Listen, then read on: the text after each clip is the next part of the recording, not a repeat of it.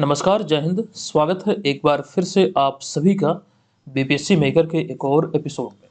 आज के इस वीडियो में 16 और 17 दिसंबर 2023 से संबंधित करंट अफेयर्स के प्रश्नों को हम यहाँ पर आपके समक्ष लेकर हाजिर हैं, जिसमें बिहार राष्ट्रीय अंतर्राष्ट्रीय तीनों घटनाओं का संग्रह होगा और हमेशा की तरह सारी जानकारी आपको विस्तार पूर्वक दिया जाएगा। अगर आप बिहार में आयोजित होने वाले किसी भी प्रतियोगी परीक्षा की तैयारी में लगे हैं तो हमारे साथ जरूर बने रहिए। निश्चित तौर पर यहाँ से आपकी प्रतियोगी परीक्षाओं में हेल्प होगी। चलिए सेशन की शुरुआत करते हैं पिछले वीडियो के प्रश्न से। पिछले वीडियो में हमने आपसे प्रश्न पूछा था कि हाल ही में पूर्वी क्षेत्रीय परिषद की 26वीं बैठक बिहार में कहाँ आयोजित की गई है। तो राजधानी पटना में आयोजित की गई और इसकी अध्यक्षता जो केंद्रीय गृह मंत्री हैं अमित शाह उनके द्वारा किया गया। तो विकल्प नंबर सी यहाँ पर इस प्रश्न का राइट आंसर था। अच्छा, कोशिश कीजिए कि जो भी प्रश्न आप लोगों से पूछे जाते हैं आप लोग से कमेंट बॉक्स में लिखें और सारी जानकारी विस्तार पूर्वक लिखें। विस्तार से लिखने का फायदा ये होता है कि चीज़ों को आप लंबे समय तक याद रखने में सक्षम हो पाते हैं। चलिए अब यहाँ पर हम चलते हैं आज के इस वीडियो के पहले प्रश्न पे। लेकिन उससे पहले आप सभी छात्र छात्राओं को बता दूं जो खास करके घर बैठे बीपीएससी एग्जाम की प्रिपरेशन में लगे हैं और 17वीं बीपीएससी एग्जाम के लिए बीपीएससी मेकर ऐप पर टेस्ट सीरीज परचेज किए हुए हैं। आप सबों को मालूम है, हमने बतलाया था कि इसकी जो शुरुआत हो रही है टेस्ट सीरीज की, ये 17 दिसंबर 2023 से हो रही है और आज है 17 दिसंबर 2023 और आज इसका पहला पेपर आपको रात्रि 8 बजे मिलने वाला है। तो जो भी लोग इस कोर्स को ज्वाइन किए हुए हैं, टेस्ट सीरीज को ज्वाइन किए हुए हैं एप्लीकेशन पे, आप लोग 8 बजे से इस टेस्ट में भाग ले सकते हैं। एप्लीकेशन पर होम पेज पर जो टेस्ट वाला सेक्शन होगा उस टेस्ट वाले सेक्शन पे क्लिक करना है। वहाँ पे ऑल टेस्ट सीरीज आपको दिखेगा, एक माई टेस्ट सीरीज दिखेगा।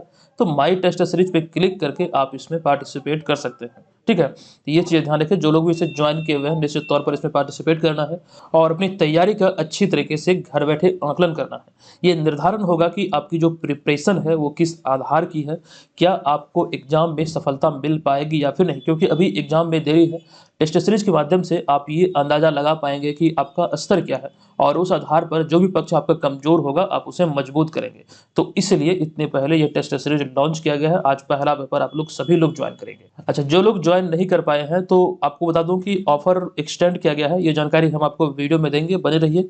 फिलहाल यहाँ पर हम आ चुके हैं पहले प्रश्न पे।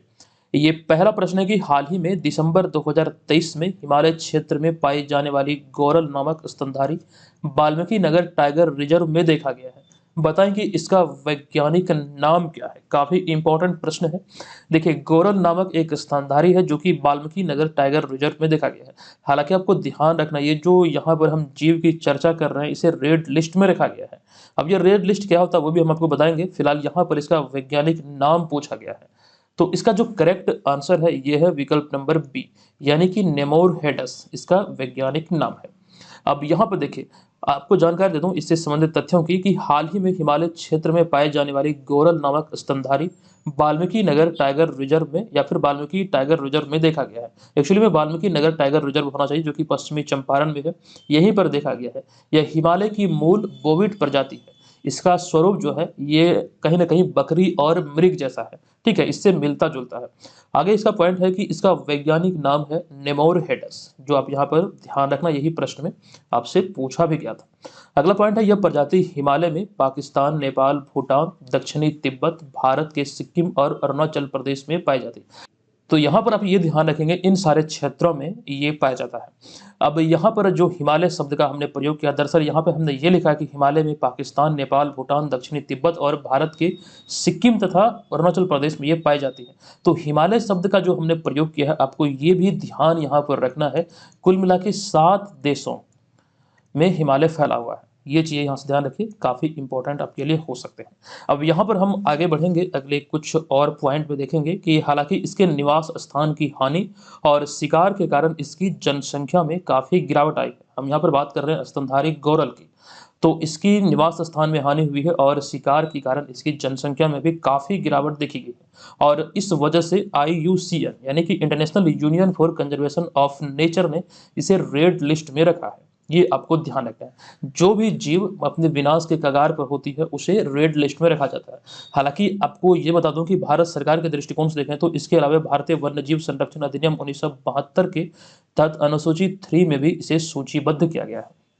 ये सारी चीज़ें खबरों में है, तो यहाँ से भी प्रश्न बनना स्वाभाविक है। अच्छा, वाल्मीकि नगर टाइगर रिजर्व की जो बात हो रही थी, वाल्मीकि नगर टाइगर रिजर्व बिहार के पश्चिमी चंपारण जिले में स्थित बिहार का एकमात्र टाइगर रिजर्व है। ठीक है, ये चीज़ें ध्यान रखिए। और हमने आपको बताया भी था कि जो बिहार का जो सबसे बड़ा जिला है क्षेत्रफल के दृष्टिकोण से, पश्चिमी चंपारण, यहीं पर वाल्मीकि नगर में ये स्थित है या फिर अवस्थित है। ये आपको यहाँ से ध्यान रखना है। अच्छा, अब यहाँ पर हम आते हैं विकल्पों पर। जो विकल्प यहाँ पर आपको दिख रहा है, होमोसेपियंस, बॉस इंडिकस और मोरिंगा ओलिफेरा। यहाँ पर जो एक शब्द का प्रयोग किया गया, वैज्ञानिक नाम, जो आपसे एक्चुअली प्रश्न में पूछा गया था, तो होमोसेपियंस जो है ये मानव का वैज्ञानिक नाम है। ठीक है, ये आपको ध्यान रखना है। और बॉस इंडिकस ये गाय का वैज्ञानिक नाम है, ये भी ध्यान रखेंगे, गाय का वैज्ञानिक नाम है बॉस इंडिकस। अब उसके बाद हमारा अगला है मोरिंगा ओलिफेरा। ठीक है, अब देखिए ये क्या है। तो सहजन आप लोग जानते होंगे, हम लोग बिहारी भाषा में जो बोलते हैं सहजन, इसे अंग्रेजी में ड्रम स्टिक कहा जाता है। तो सहजन को ही, इसका जो वैज्ञानिक नाम है ये है मोरिंगा ओलिफेरा। तो ये सारी चीजें यहाँ से आप ध्यान रखिए। अब यहाँ पर वाल्मीकि नगर टाइगर रिजर्व की जो हम बात कर रहे थे, बिहार वाले मैप पर ये पश्चिमी चंपारण की स्थिति को आप यहाँ पर देख सकते हैं। ठीक है, पश्चिमी चंपारण में एक स्थान है वाल्मीकि नगर, जहां पर बिहार का एकमात्र टाइगर रिजर्व स्थित है या फिर अवस्थित है। और दूसरा जो प्रस्तावित है बिहार सरकार के द्वारा, यहाँ पर आपको दिख रहा होगा दक्षिण साइड में कैमूर, ये हुआ आपका उत्तर साइड, ये हुआ दक्षिण साइड, ये हुआ पूर्व साइड और ये हुआ पश्चिम साइड, ये ध्यान रखिए। तो ये जो कैमूर है, यहाँ पर आपका बिहार का दूसरा टाइगर रिजर्व प्रस्तावित है। अच्छा, अगर हम बात करें टाइगर रिजर्व की, यहाँ पर बात हो रही है, तो प्रोजेक्ट टाइगर किस वर्ष मतलब कि लॉन्च किया गया था, तो 1973 में। प्रोजेक्ट टाइगर 1973 में लॉन्च किया गया था। उस समय यानी कि तत्कालीन प्रधानमंत्री थी इंदिरा गांधी। और अभी हाल ही में 2022 में 17 सितंबर को प्रधानमंत्री नरेंद्र मोदी ने अपने जन्मदिन के अवसर पर प्रोजेक्ट चीता भी लॉन्च किया था, ये ध्यान रखिएगा। दोनों को रिलेट करके आपको ध्यान रखना है। अच्छा, 1973 वही वो वर्ष है जिस वर्ष पटना में, जो राजधानी पटना है, जो टाइगर नेवल की जो जू है यहाँ पर, जिसे आप लोग संजय गांधी जैविक उद्यान के नाम से जानते हैं, तो ये भी उसी वर्ष स्थापित हुआ था। और रिसेंटली इसकी स्थापना का 50 वर्ष पूरा हुआ है। और ये चीजें भी हमने आपको बतलाया था। ठीक है, ये समान चीजें यहाँ पर ध्यान रखें। अच्छा, पटना के बारे में एक जानकारी आपसे पूछा गया था कि पटना जिले की सीमा अन्य कितने जिलों के साथ अपनी सीमा को साझा करता है। तो कुल मिला के 9 ऐसे जिले हैं जो कि पटना के साथ अपनी सीमा को साझा करता है। ये प्रश्न आपके बीपीएससी एग्जाम में पूछा हुआ है। अच्छा, यहाँ पर आपको बक्सर जिला की स्थिति दिख रहा होगा। बक्सर जिला में एक स्थान है चौसा, जहां से बिहार के क्षेत्र में गंगा नदी प्रवेश करती है। और कटिहार जिला में एक स्थान है मनिहारी, यहाँ से बिहार की सीमा को गंगा नदी छोड़ देती है। तो ये तमाम चीजें फिलहाल यहाँ से ध्यान रखिए। चलिए, यहाँ पर मैं आपको ये बता दूं, बिहार की जो चौहद्दी है ये उत्तर में है नेपाल, दक्षिण में है झारखंड, पूर्व में है पश्चिम बंगाल और पश्चिम में है उत्तर प्रदेश। ये चीजें यहाँ से आपको ध्यान रखना है। अच्छा, बिहार के बारे में बेसिक से फैक्ट, राजधानी पटना, राज्यपाल राजेंद्र विश्वनाथ अर्लेकर ये गोवा के हैं, ये भी आप ध्यान रखेंगे। मुख्यमंत्री नीतीश कुमार जो कि 22वें मुख्यमंत्री हैं, जो कि 8 बार बिहार के मुख्यमंत्री पद की शपथ ले चुके हैं। और बतौर, अगर हम मुख्यमंत्री गांधी मैदान में सर्वाधिक बार तिरंगा फहराने की बात करें, तो 17 बार का सर्वाधिक रिकॉर्ड इन्हीं के नाम है। राज्य का पक्षी गौरैया, अभी हाल ही में 20 मार्च को विश्व गौरैया दिवस मनाया गया 2023 में, जिसका थीम था आई लव स्पैरो। राज्य के पशु बैल, राज्य के वृक्ष पीपल, राज्य के फूल गेंदा अर्थात मैरीगोल्ड, राज्य के खेल है कबड्डी। जनसंख्या घनत्व 11 से 6 व्यक्ति प्रति वर्ग किलोमीटर। क्षेत्रफल की बात करें तो 94,163 वर्ग किलोमीटर बिहार का क्षेत्रफल है। प्रथम राजभाषा हिंदी और द्वितीय राजभाषा बिहार की उर्दू है। अच्छा, क्षेत्रफल के बारे में ये ध्यान रखेंगे आप सभी लोग कि 15 नवंबर 2000 ईस्वी को ये वो तिथि है जिस तिथि को बिहार का अंतिम बार बंटवारा हुआ, जो कि झारखंड बिहार से अलग हुआ। और झारखंड संपूर्ण भूभाग का 46% जमीन के साथ भूभाग के साथ गठित हुआ था। और बिहार के क्षेत्र में रहा था 54% भूभाग, जो कि कुल मिला के है 94,163। और झारखंड राज्य जब गठित हुआ तो झारखंड के पहले मुख्यमंत्री बने थे बाबूलाल मरांडी। ये चीजें यहाँ से आप ध्यान रखें। चलिए, दूसरा प्रश्न है कि बिहार सरस मेले का आयोजन 15 से 29 दिसंबर 2023 तक गांधी मैदान में किसके द्वारा किया जा रहा है। 15 दिसंबर से इसकी शुरुआत हुई है, 29 दिसंबर तक ये संचालित होगा गांधी मैदान पटना में। और ये संचालित किया जा रहा है जीविका के द्वारा। तो विकल्प नंबर सी यहाँ पर इसका करेक्ट आंसर हो जाएगा। आपको बता दूं कि बिहार सरस मेले का आयोजन गांधी मैदान पटना में इस वर्ष 15 से 29 दिसंबर 2023 तक किया जा रहा है। इसके तहत जो बातें आपको ध्यान रखना है कि सरस मेले का आयोजन ग्रामीण विकास विभाग के तत्वाधान में बिहार ग्रामीण आजीविका संवर्धन समिति यानी कि जीविका द्वारा किया जा रहा है। यही आपसे प्रश्न यहाँ पर पूछा गया था। अच्छा, अगर हम बात करें इसके बारे में और भी विस्तार से, तो गांधी मैदान में लगने वाले इस मेले में संस्कृति, परंपरा, खान पान और लोक कला का संगम देखने को मिलता है।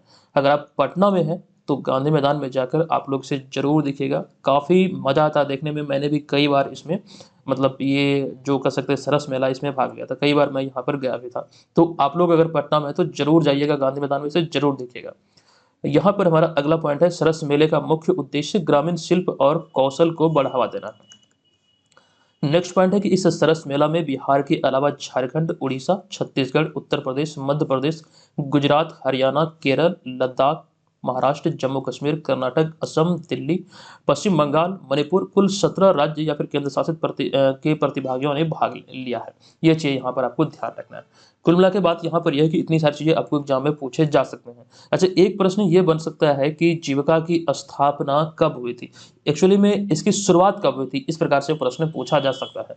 तो जीविका की जो शुरुआत है 2006-07 में, कई जगहों पर आपको 2006 दिखेगा, कई जगह पर 7 दिखेगा। तो कुल मिला के ये ध्यान रखिए 2006-07 फाइनेंशियल ईयर में इसकी शुरुआत हुई थी।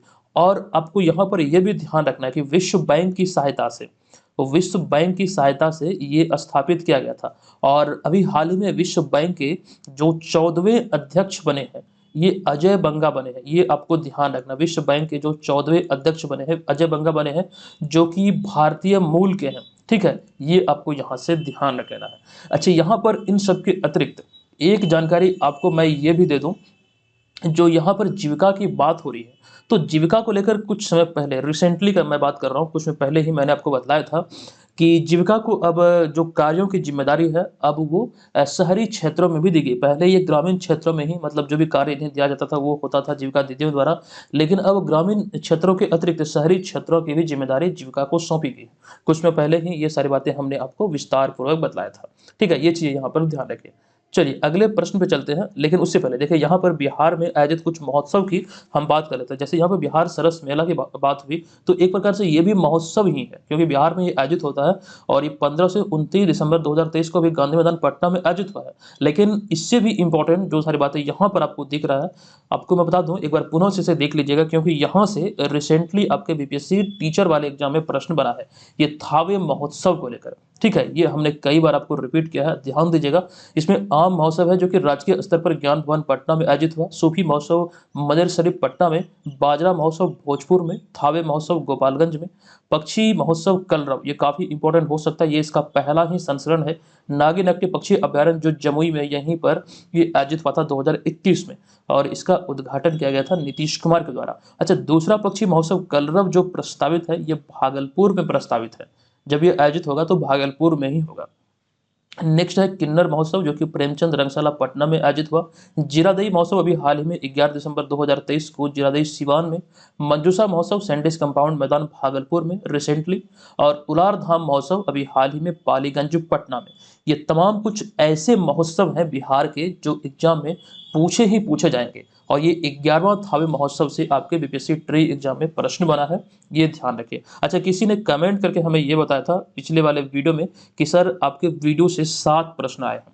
वो शायद वो जो एक मास्टर वीडियो हमने चैनल पर अपलोड किया था करंट अफेयर्स का, शायद उसी वीडियो से 7 प्रश्न आए। जो कमेंट में हमें दिखा है कि सर आपके एक ही वीडियो से 7 प्रश्न आए हैं, तो हमारे लिए एक बहुत बड़ी उपलब्धि है। आप लोग भी अगर एग्जाम दिए होंगे, अगर अच्छी तरीके से पढ़े होंगे, तो निश्चित तौर पर आपको ये सारी बातें मालूम होगी। अच्छा, कई सारे लोग बोलते हैं कि सर आपके वीडियो से प्रश्न बनते ही नहीं हैं, तो यहाँ पर मैं उन लोगों को ये कहना चाहूँगा, चलिए एक उदाहरण के तौर पर इसे हम समझते हैं। एक छोटा सा मैं आपको समय लूँगा, इसे ऐसे समझते हैं। ठीक है, बहुत सारे लोग जो बोलते हैं कि सर प्रश्न बनाए नहीं, तो वो लोग ऐसे होते हैं जो प्रश्न पे ही केंद्रित रहते हैं। जैसे मान लीजिए ये प्रश्न है हमारा, ये प्रश्न पूछा गया कि सरस मेला गांधी मैदान में कब आयोजित हो रहा है, बस इतना ही वो पढ़ेंगे। और जो डिटेल जानकारी हमने आपको दिया कि इसका मुख्य उद्देश्य क्या है, कितने राज्य ने इसमें पार्टिसिपेट किया, इसकी शुरुआत कब हुई, ये तमाम चीज़ें किसकी मदद से शुरुआत हुई, ये तमाम चीज़ों पर उसका ध्यान नहीं रहता, बल्कि प्रश्न पे ही ध्यान रहता है। एक तो ये बात हुई। अब इसे हम उदाहरण के तौर पर समझते हैं। इसे समझने के लिए हम फ्लिपकार्ट का एक उदाहरण आपको देने वाले हैं। जैसे मान लीजिए फ्लिपकार्ट जो ई कॉमर्स साइट है, एक व्यक्ति फ्लिपकार्ट से एक वस्तु ऑर्डर करता है, जैसे उदाहरण के लिए 2020 आने वाली है, मान लीजिए मैं उदाहरण यहाँ पे आपको दे रहा हूँ, 2020 नया साल आने वाला है, ठीक है। तो एक व्यक्ति जो कि फ्लिपकार्ट से जो हैप्पी न्यू ईयर 2020 लिखा हुआ जो एक बैलून आता है, जो मतलब डेकोरेशन पर्पज से इस्तेमाल होता है, मान लीजिए वो उस व्यक्ति ने परचेज किया हैप्पी न्यू ईयर 2020, ठीक है। अब जो वो मिला वो तो पैकेट में रहता, उसे फुलाना पड़ता हवा भर के। जब उस व्यक्ति ने उसको फुलाया तो हैप्पी न्यू ईयर तो ठीक लिखा हुआ था, लेकिन 2020 वो उसको 2020 नहीं दिखा, बल्कि उसे दिख जाता है 2002। तो फ्लिपकार्ट पे जाके वो अनाप शनाप बोलते हैं कि फ्लिपकार्ट फेक वेबसाइट है, हमने 2020 ऑर्डर किया, हमें 2002 मिल गया। तो कहने का सेंस यहाँ पर यह है, जो चीज़ें इसमें निहित है, जो आप यहाँ पर देख रहे हैं, जो अंतिम वाला 2 है उसे बीच में रखना है, तभी तो ये 2020 बनेगा। कहने का सेंस यही है कि हमारे नोट्स में तमाम चीज़ें उपलब्ध है, हमारे वीडियो में उस तरह की चीज़ें निहित है जो हम आपको देते हैं।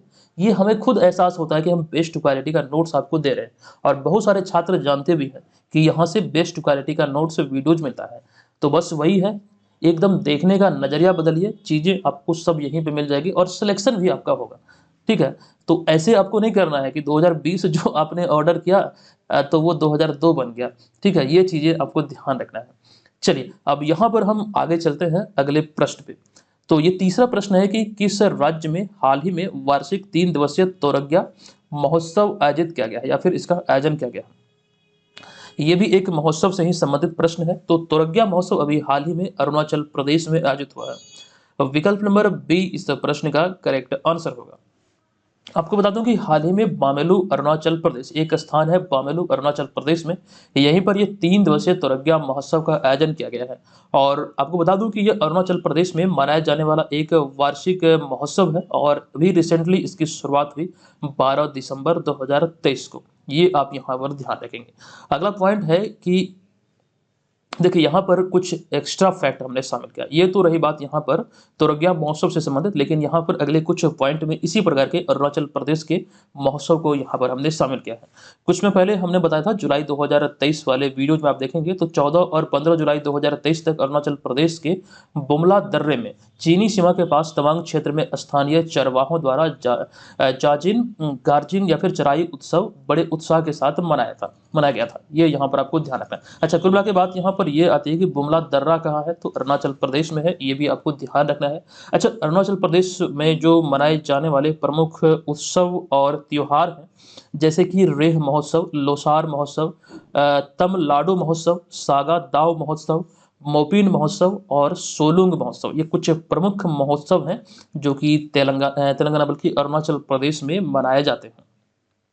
हमारा अगला पॉइंट है अरुणाचल प्रदेश से ही संबंधित कि अक्टूबर 2023 में अरुणाचल प्रदेश में 3 बाघ अभ्यारण्य, जिसमें कि नामदाफा, पक्के और कमलांग के लिए राज्य में विशेष बाघ सुरक्षा बल यानी कि एसटीपीएफ की स्थापना की गई थी। ये ध्यान रखिए। और इसके अतिरिक्त एक और पॉइंट है कि भारतीय रिजर्व बैंक अर्थात आरबीआई ने ईटानगर, जो कि अरुणाचल प्रदेश की राजधानी है, यहीं ईटानगर में अपना एक उप कार्यालय स्थापित किया है। ये चीजें रिसेंटली हमने आपको बताया है, तो ये यहाँ पर आप ध्यान रखेंगे। चलिए अगला चौथा प्रश्न है कि मर्सर सर्वे की हालिया जारी quality of living city index 2023 report के अनुसार कौन सा शहर दुनिया का सबसे रहने योग्य शहर है। इस सूची के आधार पर मर्सर के द्वारा जो जारी हुआ है quality of living city index 2023, इसके आधार पर ऑस्ट्रिया की जो राजधानी है वियना, ये आपको ध्यान रखना दुनिया का सबसे रहने योग्य शहर है। तो विकल्प नंबर बी यहाँ पर इसका करेक्ट आंसर होगा। इसमें पहला पॉइंट है कि मर्सर की quality of living index 2023 report के अनुसार दुनिया के जो सबसे रहने योग्य शहर है उसमें वियना प्रथम स्थान पर, जो कि ऑस्ट्रिया की राजधानी है। उसका स्विट्जरलैंड का ज्यूरिख दूसरे स्थान पर, जबकि वहीं पर हम बात करें न्यूजीलैंड का जो ऑकलैंड शहर है, ये इसमें तीसरे स्थान पर है। ये विश्व स्तर पर दुनिया के 3 ऐसे शहर हैं जो कि दुनिया में सबसे अच्छा रहने योग्य शहर है। ये यहाँ पर ध्यान रखेंगे आप। अगले पॉइंट पे हम बात करें तो इस सूची में भारतीय शहर को हमने यहाँ पर शामिल किया है। भारतीय शहर की बात करें जो इस सूची में रखा गया, भारतीय शहर में हैदराबाद, जो कि भारत में पहले स्थान पर रहा। हालांकि विश्व स्तर पर इस सूची में हैदराबाद 153वें स्थान पर रहा। वहीं पर उसके बाद पुणे, जो कि भारत में दूसरे स्थान पर, लेकिन इस सूची में 154वें स्थान पर। 156 स्थान पर है बेंगलुरु, भारत में तीसरे स्थान पर रहा। उसके बाद 161वें स्थान पर चेन्नई, जो कि भारत में चौथे स्थान पर रहा। अगला है 164वें स्थान पर मुंबई, जो कि भारत में 5वें स्थान पर रहा।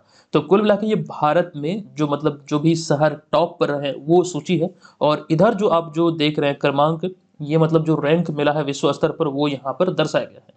अब यहाँ पर इस सूची में हम ये भी देख लेते हैं निम्न गुणवत्ता वाले शहर कौन है जो इस सूची में सबसे नीचे है। तो एज जामेना जो कि चार्ट का एक शहर, एन जामेना जो कि चार्ट का एक शहर है। उसके बाद अगला है बांगुई जो कि मध्य अफ्रीकी गणराज्य का एक शहर है। उसके बाद एक और है खार्तूम जो कि सूडान का एक शहर है, जो कि क्रमशः 236वें, 239वें और 241वें स्थान पर है। तो कुल मिला के बात यहाँ पर यह है कि सूडान का जो खार्तूम है ये सबसे अंतिम स्थान पर है, और ऑस्ट्रिया की जो वियना है ये प्रथम स्थान पर है। ये चीजें यहाँ से आप ध्यान रखेंगे। चलिए आगे चलते हैं। अगला पांचवा प्रश्न है कि हाल ही में वर्ष 2024 के लिए COP29 यानी कि जलवायु परिवर्तन शिखर सम्मेलन की जो मेजबानी है ये किस देश को मिली है या फिर किस देश को सौंपी गई है।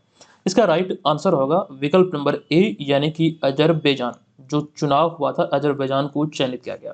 आपको बता दूं कि हाल ही में समर्थन हासिल करने के बाद, चुनाव के बाद समर्थन हासिल हुआ अजरबैजान को, तो इसके बाद अजरबैजान को अगले साल 2024 के COP29 जलवायु परिवर्तन शिखर सम्मेलन की मेजबानी मिली है। ये इंपॉर्टेंट है, ध्यान रखेंगे।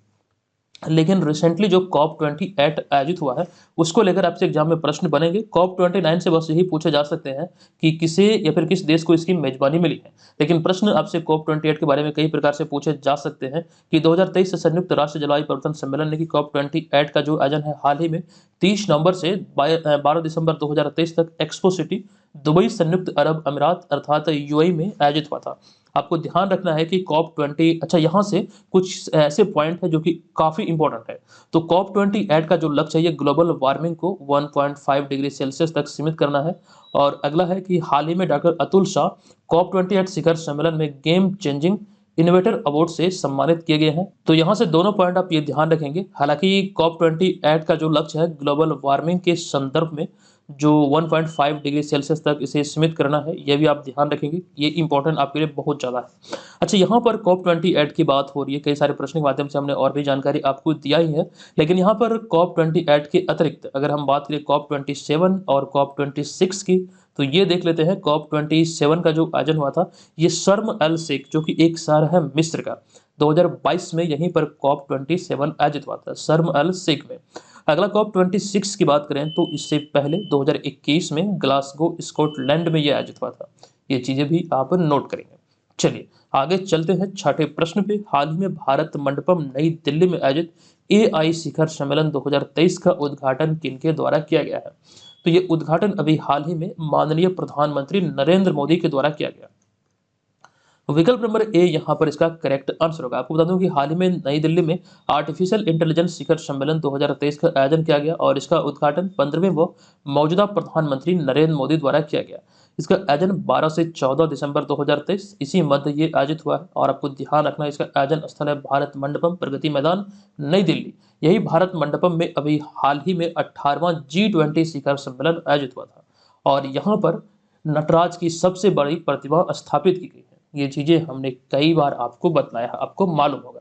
अच्छा, आर्टिफिशियल इंटेलिजेंस में वैश्विक साझेदारी में 28 सदस्य देश और यूरोपीय संघ शामिल है। भारत इसका संस्थापक सदस्य है। तो इतनी चीजें यहाँ से फिलहाल ध्यान रखें। अब यहाँ पर हम आगे बढ़ेंगे, लेकिन आपको बता दूं जो लोग टेस्ट सीरीज को नहीं ज्वाइन कर पाए हैं इसमें आपके पास एक सुनहरा अवसर है, आप सभी इसको ज्वाइन कर लीजिएगा। ये अंतिम अवसर है जो आपसे ज्वाइन करेंगे। ऑफर की जो डेडलाइन है उसे बढ़ाकर कर दिया गया 20 दिसंबर 2023।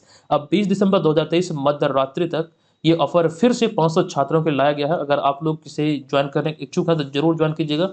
आप ये ध्यान रखेंगे कि 17 दिसंबर से यानी कि आज से 17 दिसंबर 2023 से टेस्ट सीरीज की शुरुआत हो रही है। आप टेस्ट सीरीज के माध्यम से घर बैठे अपनी प्रिपरेशन को बेहतर बना पाएंगे। एक तो यहाँ पर आपका आंकलन होगा ही होगा, लेकिन इसके माध्यम से इसमें जो आपको एक्सप्लेनेशन मिल रहा है उसके माध्यम से प्रिपरेशन आपकी बेजोड़ होगी। जिस प्रश्न में भी आप उलझेंगे तो उसका टेस्ट का सोल्यूशन पे जाएंगे, आप वहाँ पर उसको देख पाएंगे कि इसमें हमें क्या क्या चीज़ और पढ़ना चाहिए, कौन कौन सा पहलू है, कौन कौन सी पॉसिबिलिटी है जहाँ से प्रश्न बन सकता है। तो जो भी छात्र घर बैठे प्रिपरेशन में लगे हैं इस वाले कोर्स को एप्लीकेशन पे आप लोग परचेज करेंगे, निश्चित तौर पर आपको यहाँ से भरपूर हेल्प मिलेगा। ये यहाँ पर ध्यान रखिए।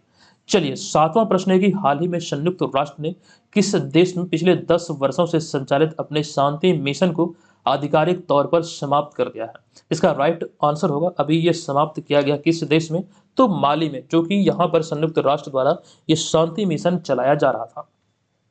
तो विकल्प नंबर डी यहाँ पर इसका करेक्ट आंसर होगा। आपको बता दूं कि हाल ही में 11 दिसंबर 2023 को संयुक्त राष्ट्र ने माली में संचालित अपने शांति मिशन को आधिकारिक तौर पर समाप्त कर दिया है। देखिए, माली की राजधानी जो है बमाको है और बमाको में अपने मुख्यालय पर संयुक्त राष्ट्र ने अपना झंडा उतारकर इस मिशन को आधिकारिक तौर पर अभी समाप्त कर दिया 11 दिसंबर 2023 को। ये डेडलाइन या फिर जो ये तिथि है, ये यहाँ पर आपको ध्यान रखना है। अच्छा, इस मिशन का नाम क्या है? ये आपसे पूछा जा सकता है, काफी इंपॉर्टेंट है। या फिर आपसे ये भी पूछा जा सकता है, हाल ही में खबरों में रहा मिनूसमा क्या है? तो यही वो मिशन है जो कि संयुक्त राष्ट्र द्वारा यहाँ पर चलाया जा रहा था। इसका नाम है MINUSMA, मिनूसमा। इस मिशन को मिनूसमा के नाम से जाना जाता था। काफी इंपॉर्टेंट ये आपके लिए हो सकता है, VBI पॉइंट पे आप इसे रखेंगे। अगला पॉइंट है कि जिहादवाद और उग्र संकट की चपेट में होने के कारण माली में वर्ष 2013 में इस मिशन की शुरुआत की गई थी UN के द्वारा, यानी कि संयुक्त राष्ट्र के द्वारा। ध्यान रखेंगे, जिहादवाद और उग्र संकट को ध्यान रखते हुए यहाँ पर शांति स्थापित करने की दिशा में संयुक्त राष्ट्र का एक पहल था 2013 में। इसी के संदर्भ में यहाँ पर संयुक्त राष्ट्र ने यह मिनूसमा मिशन शुरू किया था। अगला पॉइंट माली के बारे में है कि माली अफ्रीका का 7वां सबसे बड़ा देश है क्षेत्रफल के दृष्टिकोण से।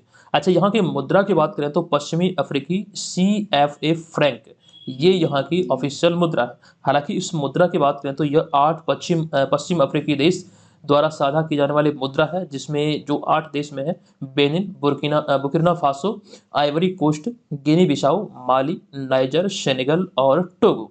ये 8 पश्चिम अफ्रीकी देश है जहां पर यह मुद्रा संचालित होती है। ये चीजें आप यहाँ पर ध्यान रखिए। चलिए, संयुक्त राष्ट्र के बारे में कई सारे प्रश्न आपसे पूछे गए हैं एग्जाम में, वो आप यहाँ पे देख लेते हैं।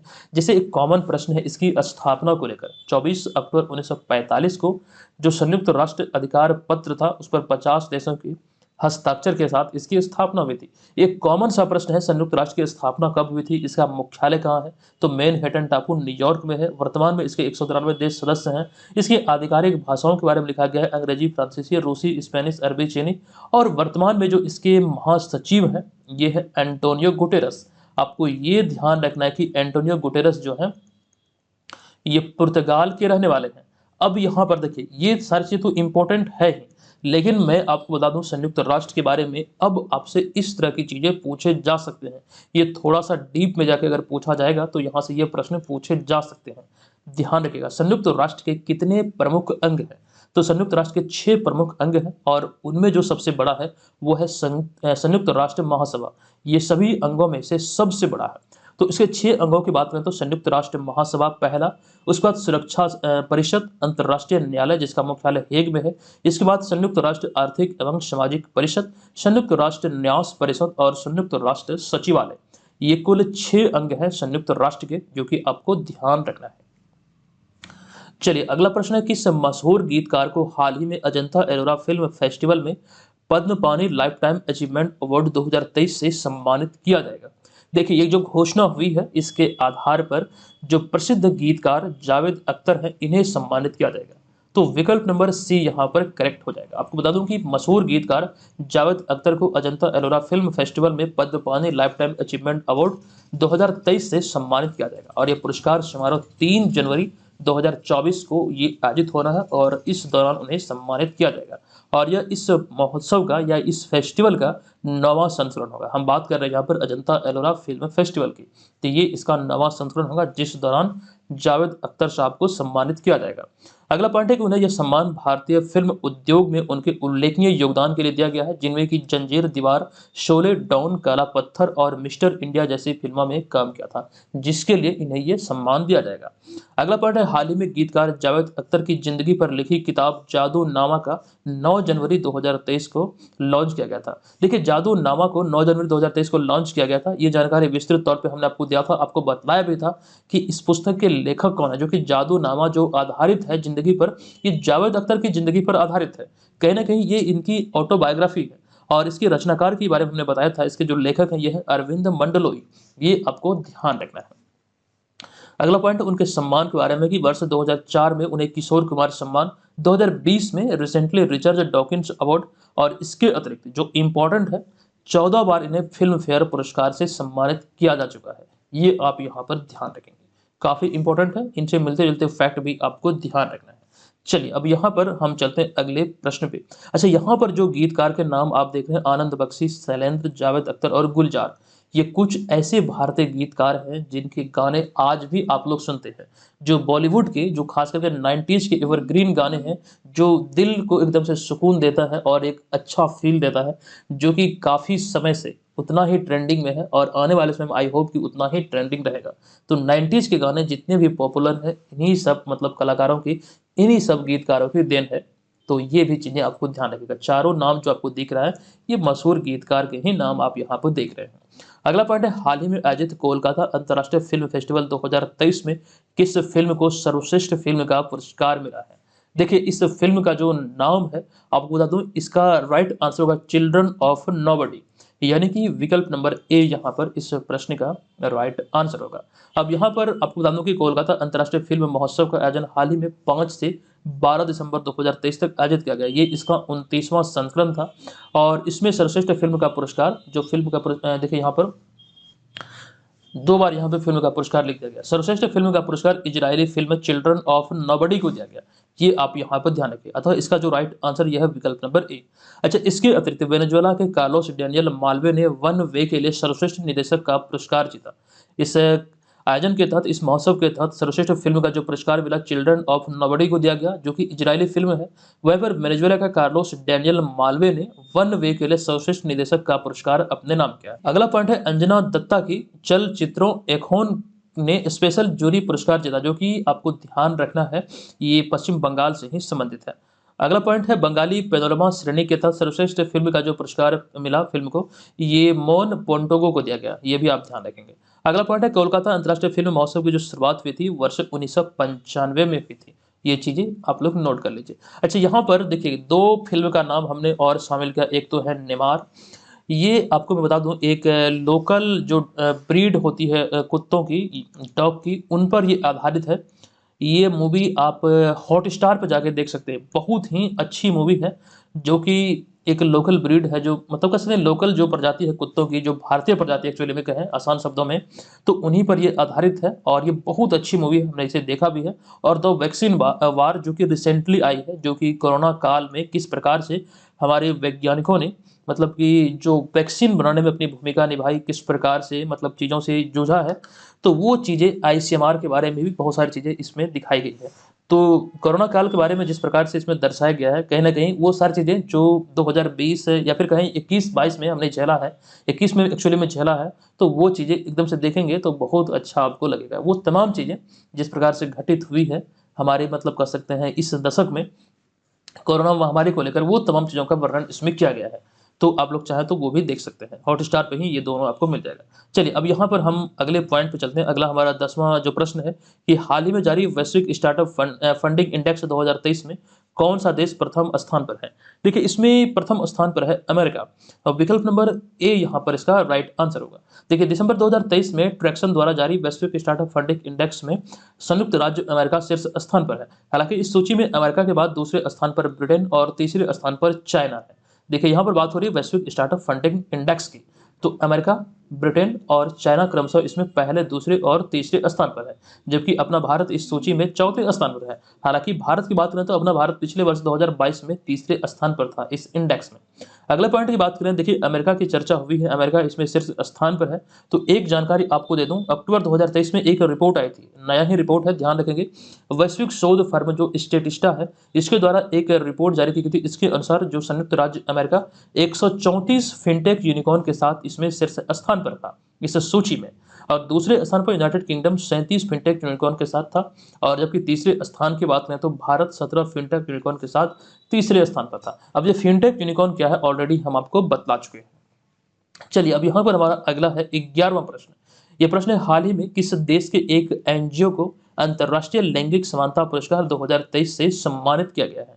इसका राइट आंसर होगा अफगानिस्तान की एक एनजीओ है, जिसे अभी हाल ही में ये सम्मान दिया गया है। आपको बता दूं कि हाल ही में 11 दिसंबर 2023 को फिनलैंड में अफगानिस्तान की एक एनजीओ को अंतर्राष्ट्रीय लैंगिक समानता पुरस्कार 2023 से सम्मानित किया गया। दरअसल यह एनजीओ अफगानिस्तान में महिलाओं के अधिकारों को बढ़ावा देने के साथ उनके अधिकारों की रक्षा करता है, जिस पर्पज से अभी हाल ही में यानी कि इसी दृष्टिकोण को ध्यान रखते हुए फिनलैंड के प्रधानमंत्री पेटरी ऑर्पो ने ये पुरस्कार स्वरूप एनजीओ के प्रतिनिधि महबूबा सिराज को 3 लाख यूरो का पुरस्कार प्रदान किया है। ये अब यहाँ पर ध्यान रखें। अच्छा चलिए, मैं आपसे एक प्रश्न आपसे पूछ रहा हूँ, आपको कमेंट बॉक्स में लिखना है कि इस एनजीओ का नाम क्या है। यहाँ पर एक्सप्लेनेशन में हमने शामिल नहीं किया है, आप लोग हमें बताइएगा इस एनजीओ का नाम क्या है। ये प्रश्न हम आप पे छोड़ रहे हैं, देखते हैं आप लोग ये ढूंढ पाते हैं या फिर नहीं। चलिए अगला पॉइंट है, साल 2021 में यह पुरस्कार वी विल स्टॉप फेमिसाइड, हम स्त्री हत्या को रोकेंगे प्लेटफॉर्म को दिया गया था। ये यहाँ पर 2021 की बात हो रही है, ठीक है। अच्छा यहाँ पर जो बात हो रही अफगानिस्तान की, अफगानिस्तान को लेकर एक जानकारी हमने रिसेंटली एक नया डेटा दिसंबर 2023 में इसी महीने में आया है, तो इसको लेकर बता दूं कि अभी हाल ही के एक नवीनतम आंकड़े के अनुसार म्यांमार जो है ये अफगानिस्तान को छोड़कर दुनिया का सबसे बड़ा अफीम उत्पादक देश बना है। ये यहाँ पर आपको ध्यान रखना है, ठीक है। ये म्यांमार है, अफगानिस्तान को पीछे छोड़ दिया है, जो कि दुनिया का सबसे बड़ा अफीम उत्पादक देश बना है। रिसेंटली 304 दिन पहले का यही न्यूज है। चलिए आगे चलते हैं 12वें प्रश्न पे। ये 12वां प्रश्न है कि चीन ने किस देश के साथ हाल ही में अंतरिक्ष सहयोग बढ़ाते हुए एक नया स्पेसक्राफ्ट मिस्र सेट 2 लॉन्च किया है। देखिए इसका जो राइट आंसर होगा ये होगा विकल्प नंबर डी, यानी कि मिस्र, जैसा कि यहाँ पर नाम से भी प्रतीत हो रहा है, मिस्र सेट 2 जो कि अभी हाल ही में लॉन्च किया गया। तो इसी को लिखा गया कि हाल ही में 3 दिसंबर 2023 को चीन ने मिस्र के साथ अंतरिक्ष सहयोग को बढ़ावा देते हुए या फिर बढ़ाते हुए एक नया स्पेसक्राफ्ट मिस्र सेट 2 लॉन्च किया है। तो ये यहाँ पर आपको ध्यान रखना है।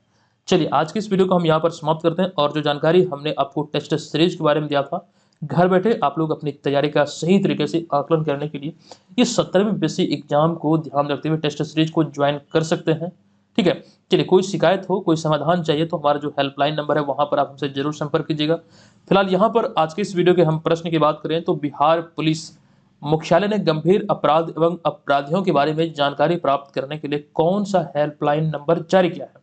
संबंधित सारी जानकारी पिछले वीडियो में आपको दिया गया है, आप लोग कमेंट बॉक्स में जाएंगे और सभी लोग विस्तार से लिखिए इसका राइट आंसर क्या होगा। अच्छा इस कोर्स के बारे में कोई भी जानकारी आपको चाहिए, जो यहाँ पर हेल्पलाइन नंबर आपको दिख रहा है इस पर आप हमें बेझिझक कॉल कीजिएगा। अच्छा कई बार ऐसा होता है कॉल नहीं भी लगेगा तो आपको घबराना नहीं है, बार बार ट्राई नहीं करना है, 1 घंटे बाद 2 घंटे बाद ट्राई कीजिएगा, ऑफिस आवर में ये लगभग खुला रहता है, ठीक है। तो ये चीज़ यहाँ पर ध्यान रखना है। चलिए मिलते हैं नेक्स्ट वीडियो में, तब तक के लिए धन्यवाद, जय हिंद।